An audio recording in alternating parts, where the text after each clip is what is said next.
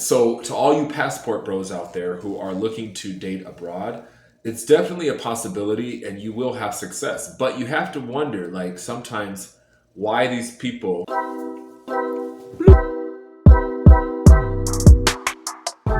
Welcome back to Anton's class. It feels good to say that. I haven't said that in a while. I've been absent, right? Anyways, if you're new here, my name's Anton and I'm all about helping you discover more freedom through travel and life at home. I used to say life abroad, but I'm not living abroad. And I've discovered that we can create our dreams and fulfill our dreams here at home in the United States or wherever you are, all right? Anyways, you guys, on today's episode, I want to talk about why I went to Africa in the first place. So if you've been following my journey, you know that I went to Rwanda originally and I stayed there. And then I eventually relocated down to Namibia, to Windhoek, Namibia. I also spent a month in South Africa, but that was another time. Anyways, I'm back in the United States. I'm in Arizona, and I want to detail on this video why I went to Africa in the first place. And yes, it was about going to Africa to experience that continent. And I've always had a deep interest in Africa, and I've always wanted to go ever since I was little. But there was a deeper reason, a more pressing matter. And the reason I went is because primarily I had met someone. So I went for romance. And was I a passport bro? Like, this person was Nigerian, and let's call this person X, okay? And let me preface this video by saying that I have nothing against person X. I wish X the best life possible, and I believe that God orchestrates things for his children. So anyways, person X and I met on Instagram. Actually, we did not meet to date. We met just discussing like life, education, and like charity work, because person X had a charity in Nigeria, a foundation. And so that's how we initially started to talk. And X and I hit it off. And then X, like I said, was in Nigeria. I was in the US, and there was no initial desire to date necessarily. That was always in the cards, but that was not the initial intention. And I also want to say, because I know a lot of you guys think when someone mentions someone's from Nigeria, that means that they're a scammer or that they are, trying to rip people off. And that was not the case for me, at least. All right. That's not to say it doesn't happen, but that was not the case for me. So eventually I asked X out, and I was still in the US. X was still in Nigeria, but we decided to try to make things work. All right.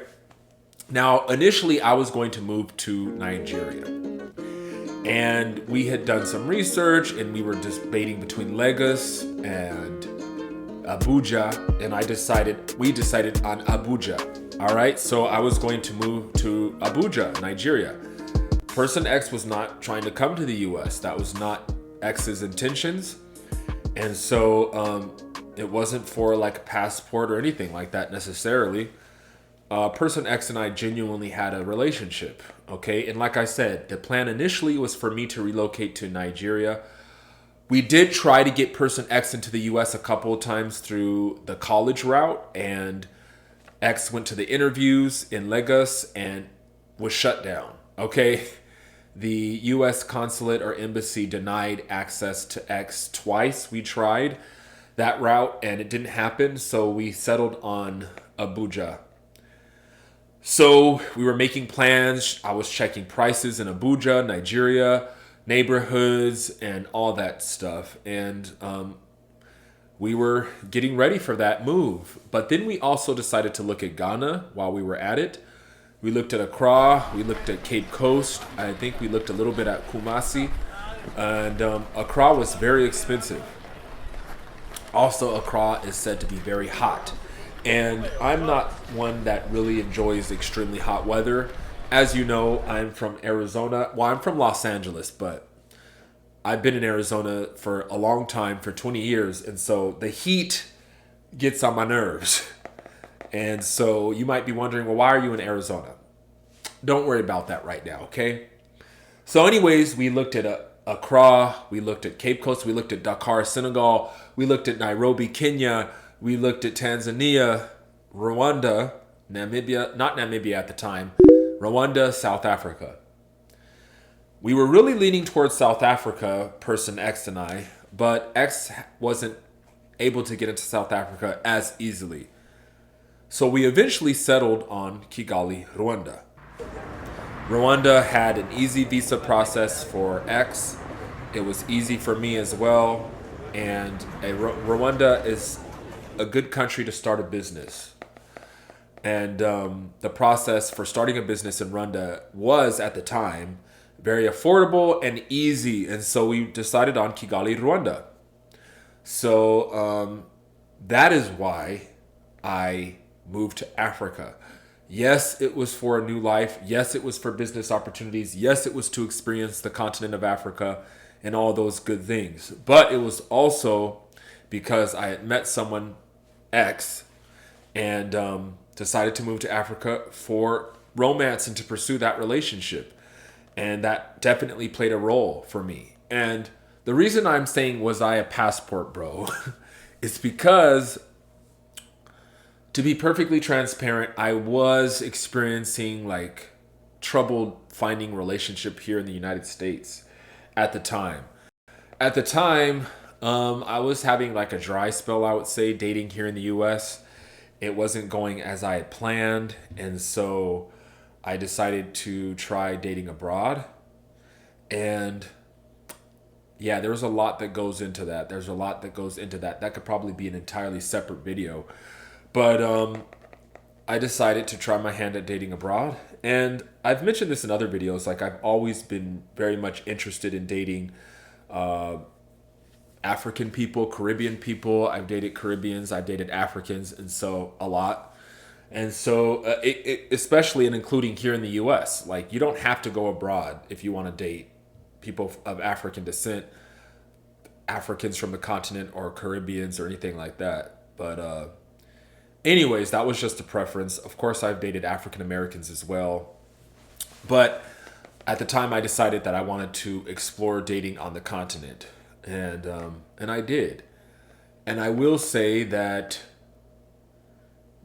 as a passport bro of sorts, you run into the possibility that you're going to meet people who are abroad who will want to date you for financial reasons, or for passport reasons, or for citizenship reasons, getting American citizenship.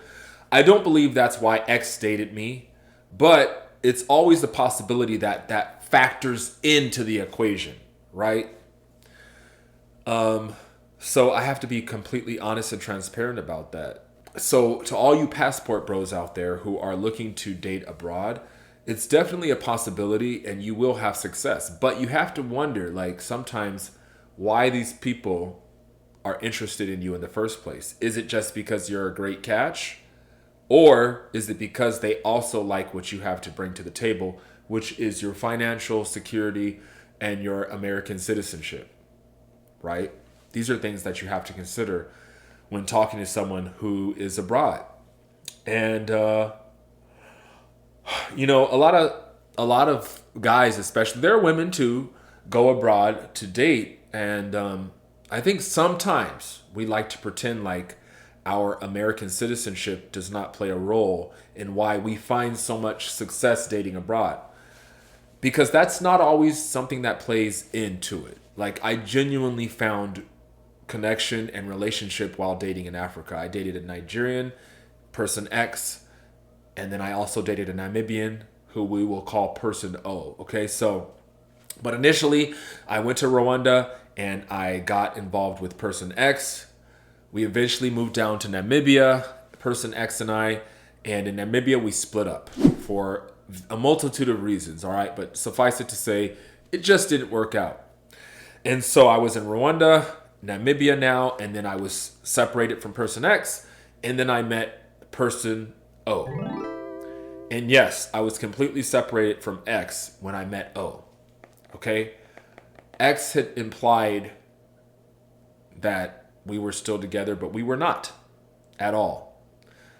We were officially separated when I met O. the reason I'm calling person O, who is my most recent ex, is because O was Namibian and belonged to the Oshivambo people. So I just think it's easy to say O to refer to my Namibian Vambo ex, all right, ex partner. So Oshivamba, person O and I were together for over 2 years. So person X and I were together for about 2 years. Person O and I were together for over 2 years when we finally separated last year around November. And it was because of the long distance primarily, but also the age gap. So I want to talk about that as well. Now, there's nothing wrong with dating people who are younger or older, but when you're dating someone who is 10, 12, 15 years younger, then the age is certainly going to reflect, especially if they're in their early 20s, right? When you're like in your 50s or 60s and you're dating someone 10 years younger, it's not going to make such a big deal. But I was like 34 at the time or 33 when I met person X, and they were in their early 20s, all right? Same with person O. Person O was in their very, very early 20s, and I was 34 at the time or 30. I don't remember, all right? Anyways, and I think I was actually like 32 when I met person X. The point is, to be transparent, there was a huge age gap. That was not my intention initially, to date someone who had that big of an age gap. You know, I prefer to date someone who is a millennial and within the same age range, like within their 30s preferably, or even possibly early 40s. Possibly now, the youngest I might consider dating is like 29 maybe, or 28, but that's not likely. I prefer someone who was like in their 30s because of the experiences, and they've gone through life experiences that are akin to mine by that point. But anyways, at the time, I was definitely just out there, all right? I was out here, and I was, I just ended up with someone who was much younger, and I was open to the idea. I wasn't having success here in the US, and I was like, okay, well, let me try my hand at dating someone who is abroad. Anyways, if you do not meet up frequently enough or make a plan to be united at last forever and ever, then it's pretty much bound to fail. We did try to eventually meet up. Well, person X, we met up in Africa, and that was supposed to be our home forever, but we didn't work out. But person O and I, we were trying to decide between Namibia, South Africa, and the United States, and eventually we just, it didn't end up working out because we were apart for too long, and you grow apart when you're apart for that amount of years, for 2 years, without a solid plan. And as I mentioned in another video, I was financially supporting person X, and when I separated from person X, I then jumped into a relationship where I was financially supporting person O. I'm being very transparent right now, okay, you guys? That is potentially embarrassing, like, to admit, but it's the reality. And it's just something that I have to be upfront and honest about, and that's not healthy for a healthy relationship where you have to be financially supporting someone. In a relationship, you can financially support your partner, obviously, like if someone is a stay-at-home parent and you're working, but that's a different story, right? I was completely financially supporting their life while I was living here and supporting myself and then supporting them. And that was obviously very taxing and financially taxing, and made it difficult to save in order to go and see my partner, my exes at the time. And so in conclusion, you guys, I did go to Africa because I was a passport bro of sorts. And then I met another person there, person O, stayed there, left. I did meet up with person O in South Africa in 2022, and we were supposed to meet up again in 2023, but some unforeseen circumstances happened. Person O had to go back to school and all this other stuff that just did not fit within our plans, okay? And, I'm a man of faith, and I believe that God has plans for all of his children, plans to prosper us and not to harm us, plans to give us hope in the future. So anyways, you guys, I would love to hear in the comments, like, what are your experiences dating abroad? What are your experiences being a passport bro or a passport sis? I never set out with that intention, but I think upon further reflection that I, in fact, was a passport bro and that I dated, you know, abroad because I was not having the experiences I wanted dating here. However, I have to conclude that now I do want to date someone who is local. I would love to date someone who is here in the United States, in Arizona, in Phoenix preferably, but within the United States at least, because then it's just easier to travel. It's more affordable, and they're earning US dollars and I'm earning US dollars, and I don't have to worry about the whole passport situation and whether or not they're with me purely for love or if they're also with me so that they can get citizenship. And again, I'm not saying that's why my person X or O were with me. However, that may have factored into the equation. And so a word of caution to the passport bros and sisses out there. You may just be more compatible with people abroad, or you may just have something that they really desperately want.